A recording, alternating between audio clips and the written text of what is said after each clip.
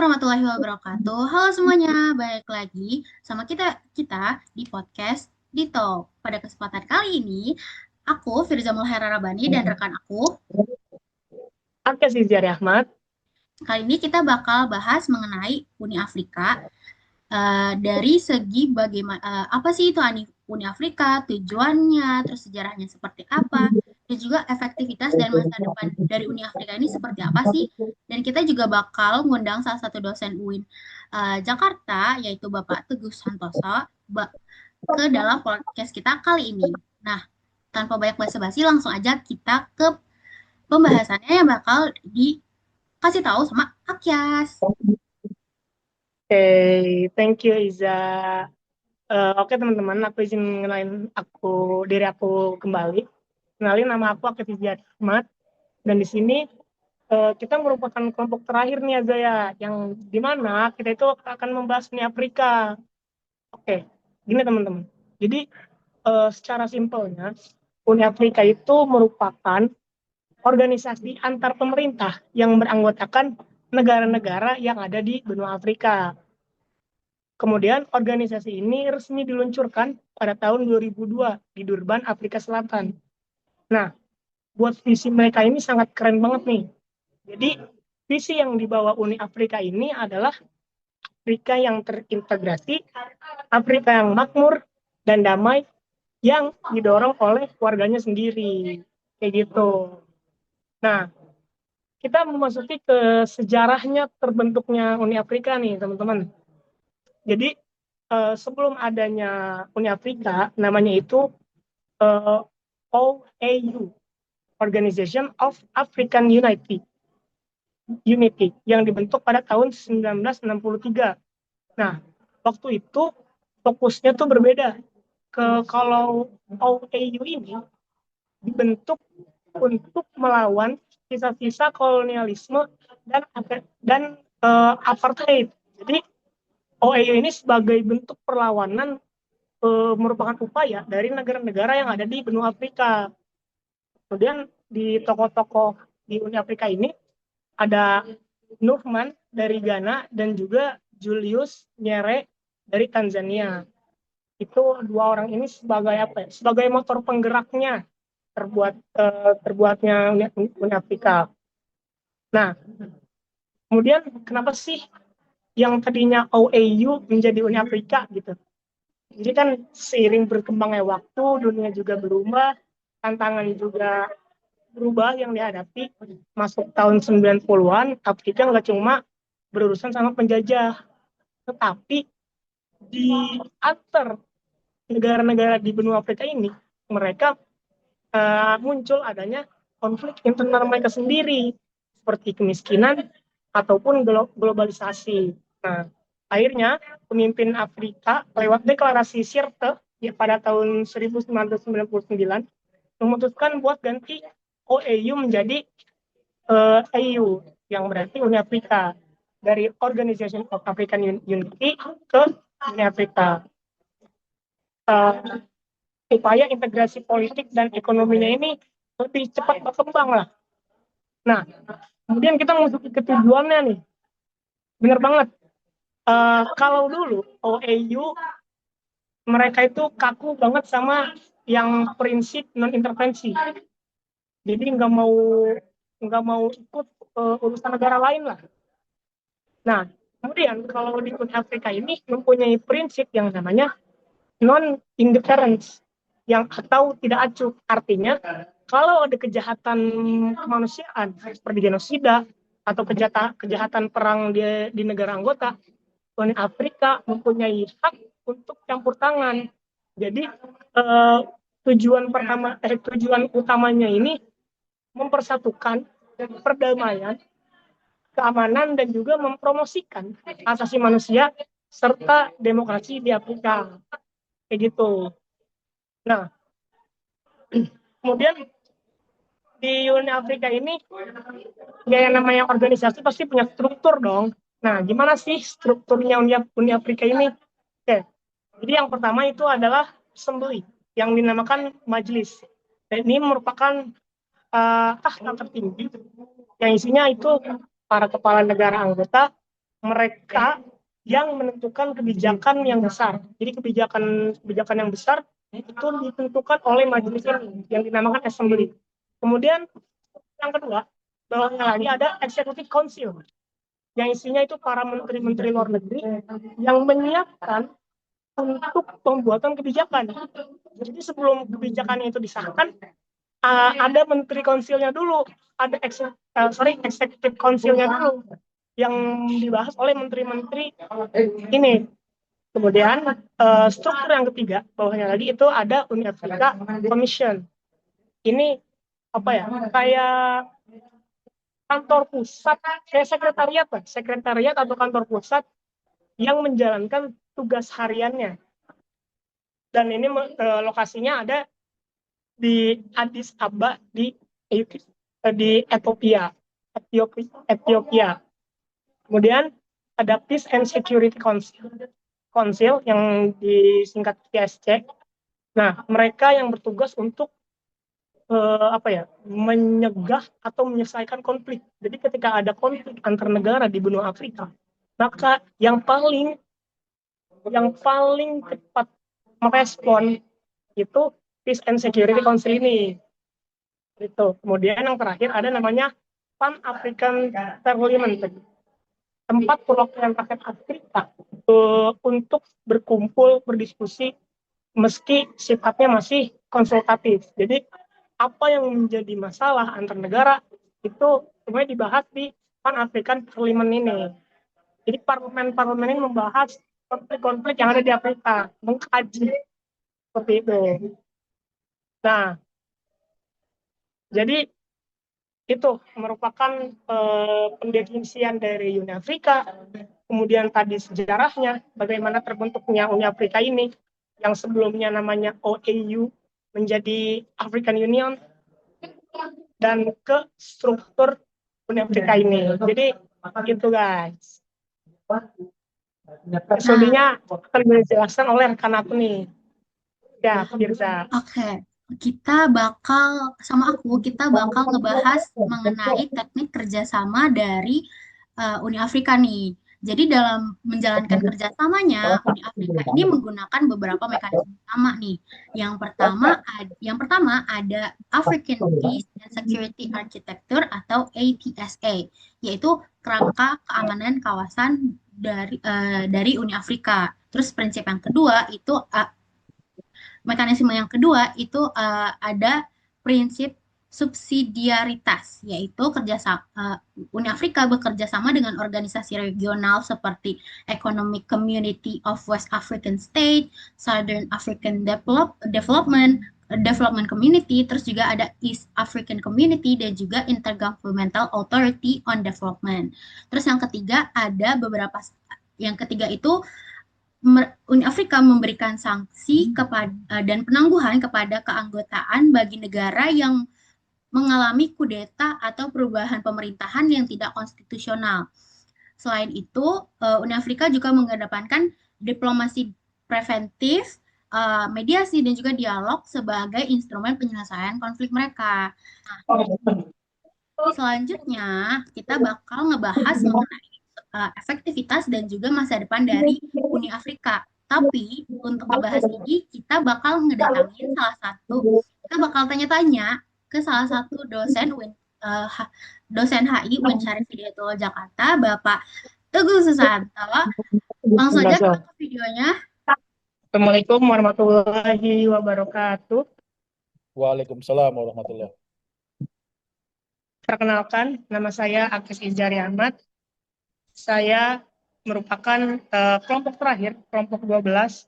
Dan di sini kita mau menginterview dari pandangan dari Bapak Teguh Santoso terkait Uni Afrika.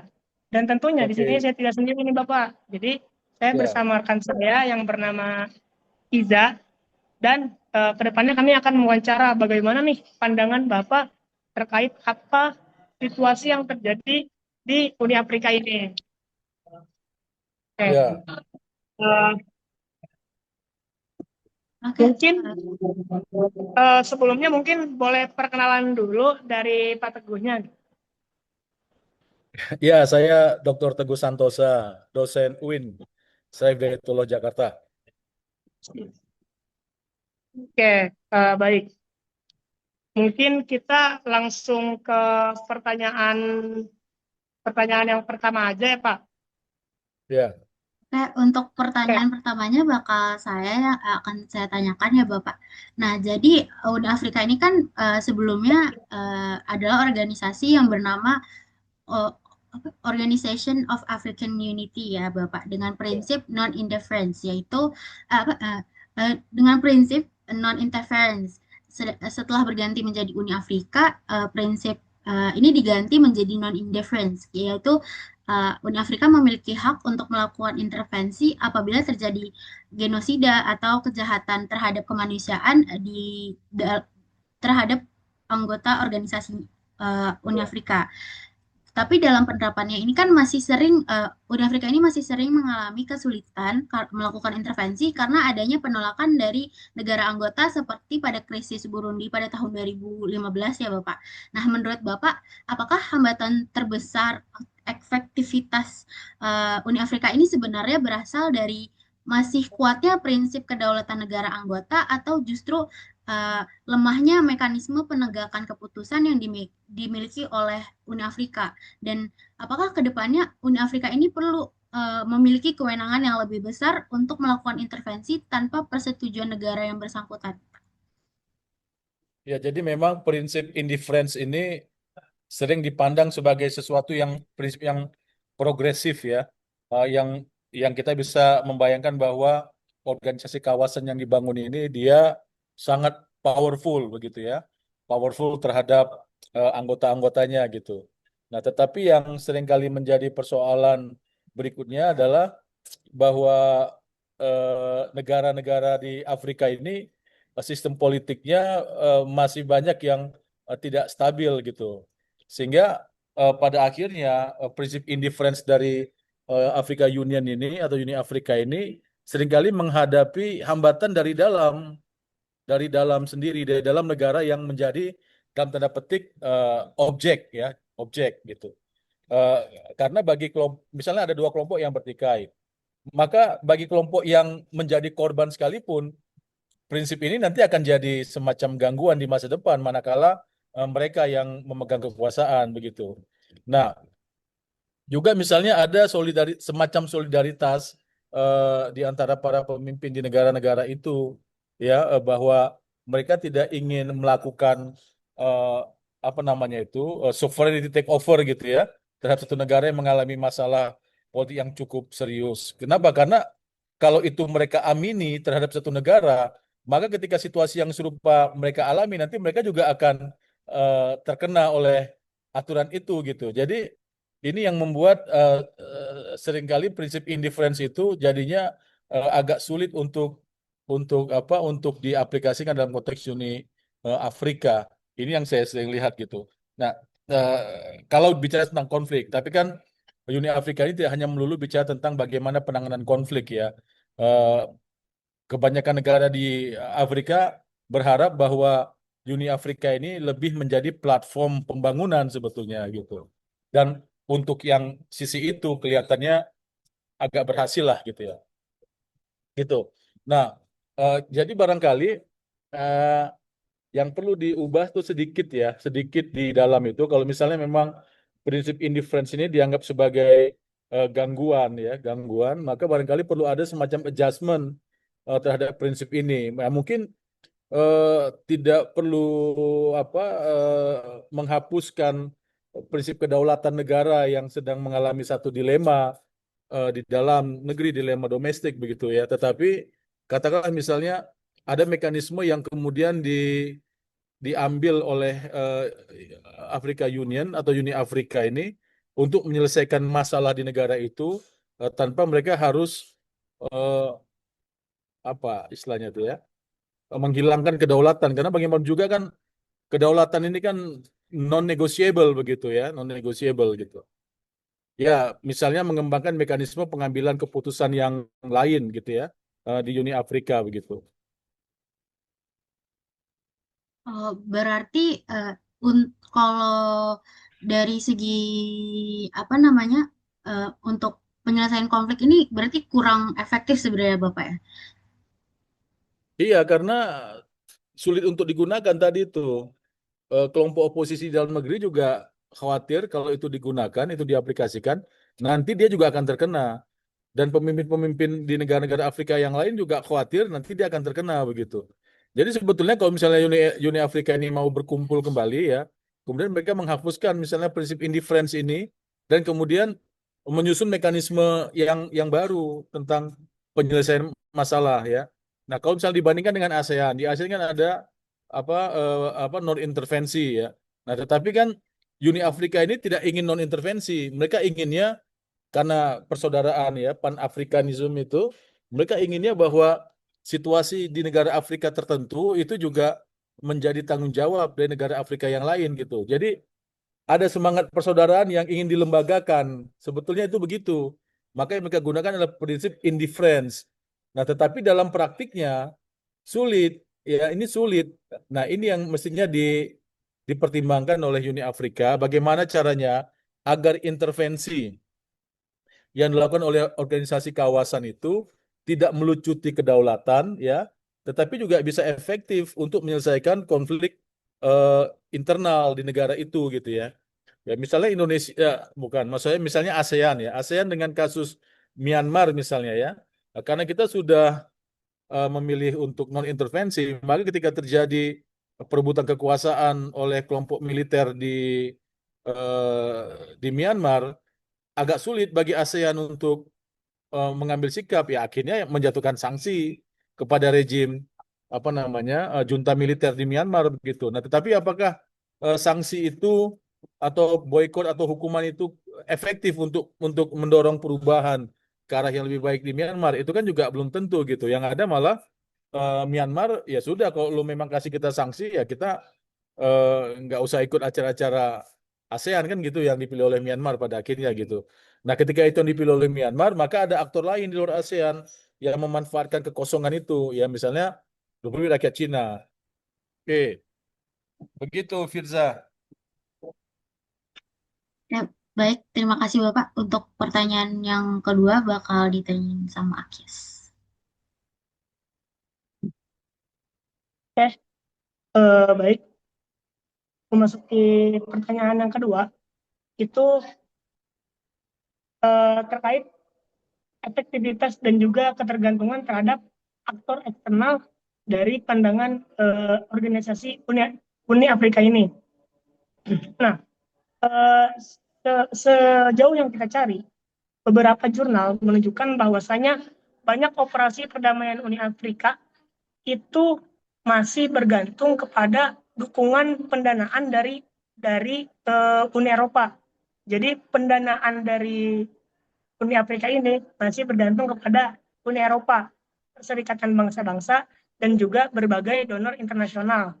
Nah, juga di sisi lain, Uni Afrika ini mengusung prinsip African Solution to African Problems, yaitu yang dimana keyakinan bahwasanya masalah di negara-negara Afrika ini seharusnya diselesaikan oleh negara-negara Afrika itu sendiri. Nah, itu sebagai bridging tadi terkait efektivitas dan juga ketergantungan Uni Afrika kepada organisasi lain. Seperti tadi yang sudah saya jelaskan, Uni Eropa, PBB, Perserikatan Bangsa-Bangsa, dan berbagai organisasi internasional lainnya.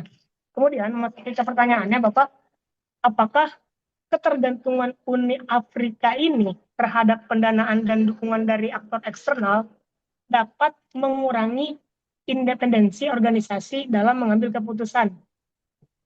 Jadi ketergantungan pendanaan Uni Afrika dari Uni Eropa, kemudian PBB, kemudian organisasi internasional lainnya, itu merupakan akankah mengurangi independensi organisasi dalam mengambil keputusan? Seperti itu. Ya, yang saya tahu satu bahwa ketergantungan itu tidak baik, ya kan? Karena ketergantungan memang membuka intervensi yang terlalu berlebihan. Kalau itu kan sudah pasti, itu kan rumusnya, itu rumus rumus umum lah. Anda kok tergantung pada apapun ya, akibatnya keputusan Anda ya akan dipengaruhi sedikit banyak oleh kepentingan pihak yang Anda tergantung itu. Nah, dan memang kok kita perhatikan secara sejarah lah ya, tidak usah terlalu lama-lama sekali, paling nggak sejak akhir abad 19, Eropa, negara-negara Eropa, superpower Eropa, Anda mungkin masih ingat waktu kita bertemu di mata kuliah HI dan Kebudayaan. Ada satu episode yang saya sempat dan sering ceritakan tentang Scramble of Africa gitu ya. Bagaimana superpower Eropa ketika itu dalam konferensi Berlin tahun 1884 sampai 1885 memutuskan untuk ya take over Afrika gitu ya, kemudian membagi-bagi wilayah Afrika di antara mereka. Karena mereka tidak mau ribut untuk pembagian itu, jadi mereka konsensus saja siapa dapat apa dan seterusnya. Nah, ini memperlihatkan bahwa sejak masa itu memang Afrika setiap unit negaranya itu ya tergantung baik secara ekonomi, politik dan seterusnya gitu ya. Dan batas-batas negara juga ditentukan oleh Eropa kan begitu. Itu yang kita tahu dari episode kolonialisasi Eropa di akhir abad 19 sampai berakhirnya Perang Dingin 1945 gitu. Jadi satu hal yang pasti tadi ketergantungan itu tidak baik untuk independensi, tapi yang kedua juga menjauhkan Uni Eropa dan negara-negara Eropa termasuk lembaga-lembaga donor Eropa pada isu di Afrika itu juga masih menjadi persoalan tersendiri gitu ya, masih menjadi persoalan tersendiri. Eh, yang penting saya kira sekarang pemimpin-pemimpin Afrika di Uni Afrika ini mereka mesti sama-sama membuka diri untuk setidaknya dalam proses musyawarah pengambilan keputusan dan seterusnya mereka bisa menyadari pentingnya untuk mengurangi ketergantungan ya, mengurangi ketergantungan, mengurangi pengaruh yang masuk gitu ya. Jadi kalau misalnya mereka memang ingin mencari solusi Afrika oleh bangsa Afrika sendiri, maka ya mereka harus berani melakukan itu. Tapi kalau misalnya mereka masih memiliki ketergantungan, sulit ya sulit. Ya, cuma himbauan saja.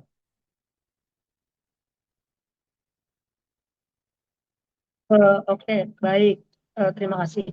Nah, berarti dalam mengurangi efektivitas itu cukup sulit ya Pak bagi organisasi Uni Afrika. Karena memang secara basically Uni, Uni Afrika ini ya pasti tergantung dengan Uni Eropa, PBB maupun organisasi lain. Seperti itu berarti Pak. Iya kan gini loh. Bedakan antara ketergantungan dengan hubungan ya.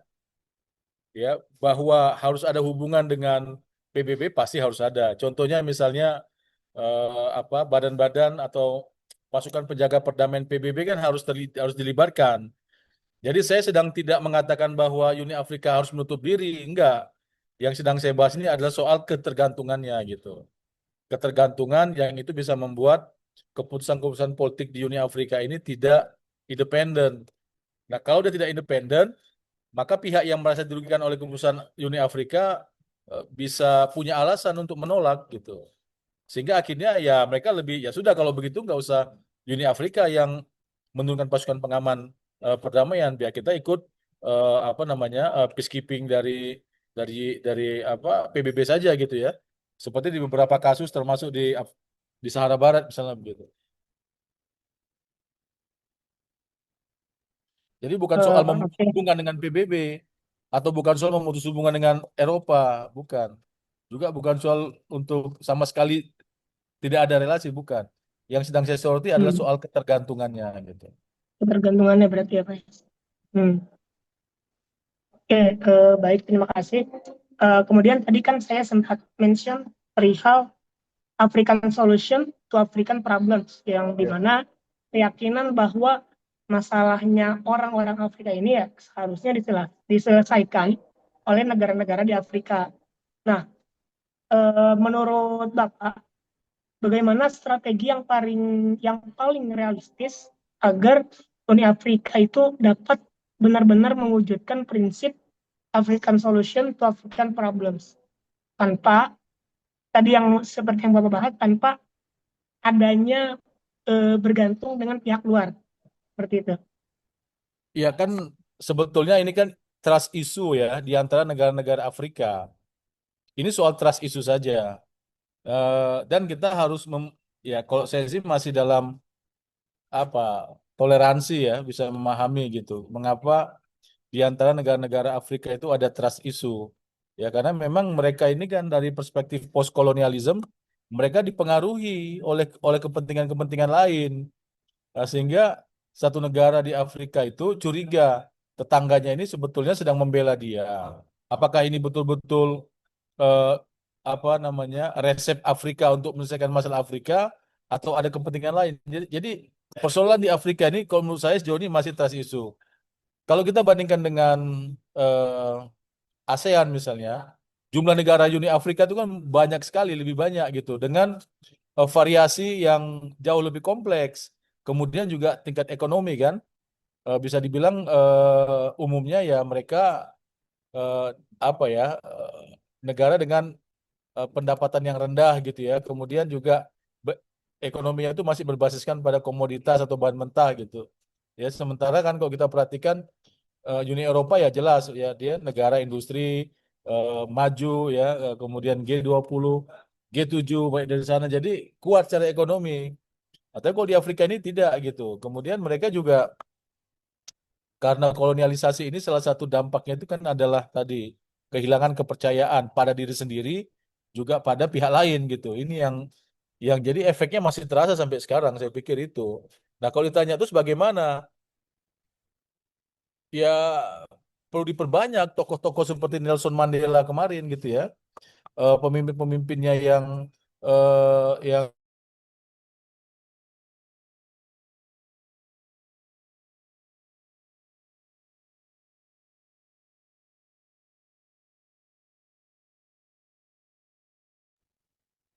Baik.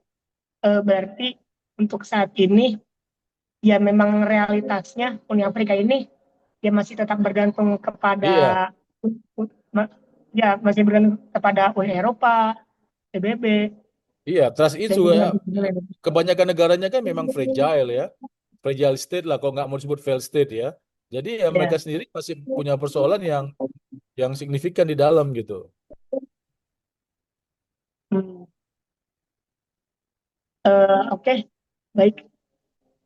Kalau dari pertanyaan saya akan ada pertanyaan lagi itu yang akan dipaparkan oleh rekan saya Firza. Oke, ini pertanyaan terakhir Bapak. Jadi eh, Uni Afrika ini kan memiliki misi untuk mewujudkan Afrika yang lebih yang terintegrasi melalui kebijakan seperti Agenda 2063 dan juga African Continental Free Trade Area. Namun dibandingkan dengan Uni Eropa, tingkat integrasi Uni Afrika ini kan masih jauh lebih rendah karena adanya kesenjangan ekonomi, konflik yang berulang, seperti yang tadi Bapak Iya. mention tadi, serta perbedaan kepentingan politik antar negara, negara anggota gitu. Nah, melihat kondisi ekonomi dan politik Afrika yang saat ini, menurut Bapak, uh, uh, Uni Afrika ini memiliki peluang untuk berkembang menjadi organisasi yang tingkat integrasinya mendekati Uni Eropa atau justru akan tetap menjadi organisasi kerjasama antar negara aja gitu. Dan faktor apa yang paling bisa menentukan keberhasilan atau kegagalan proses integrasi tersebut? Ya, tentu kan hari ini saya pikir semua organisasi kawasan itu kan menjadikan Uni Eropa sebagai benchmark ya. Jadi semuanya bergerak ke sana. Nah, untuk Afrika kelihatannya waktu yang dibutuhkan masih lebih panjang ya untuk bisa ke arah situ. Nah, sebab-sebabnya tadi sudah saya sampaikan ya. Misalnya dari sisi ekonomi, negara-negara di Afrika ini dia masih berbasis pada komoditas, kemudian perdagangan di antar sesama negara Afrika sendiri juga masih rendah gitu ya. Perdagangan ya. Kemudian dari sisi keamanan juga tadi ya fragile state, kemudian eh, tidak stabil, konflik berbatasan di antara mereka. Jadi situasi mereka yang kontinental ini juga jadi persoalan ya. Beda dengan ASEAN. ASEAN kan di negara-negara yang tidak kontinental yang laut mereka masih ada mekanisme untuk menyelesaikan konflik begitu yang lebih enak ya. Dan kadang-kadang kelompok insurgensi atau kelompok teror itu bisa dengan leluasa melintasi garis batas. Jadi orang sulit, ini apakah insurgensi di tempat saya, atau apakah ini kelompok teroris di tempat saya, atau dari luar ya. Jadi sulit untuk negara-negara di Afrika ini, karena tadi ada persoalan kelembagaan juga di masing-masing negara mereka. Ya, kemudian juga tadi ya, negaranya masih fragile itu ya. Ya, kalau kita bandingkan tiga aspek ini saja, pertama aspek ekonomi, aspek aspek keamanan, dan aspek kelembagaan politiknya, kita bandingkan dengan negara-negara di Eropa, tentu kan berbeda sekali. Jadi saya sih tidak akan menggunakan kata tidak mungkin ya, tetapi butuh waktu, butuh waktu.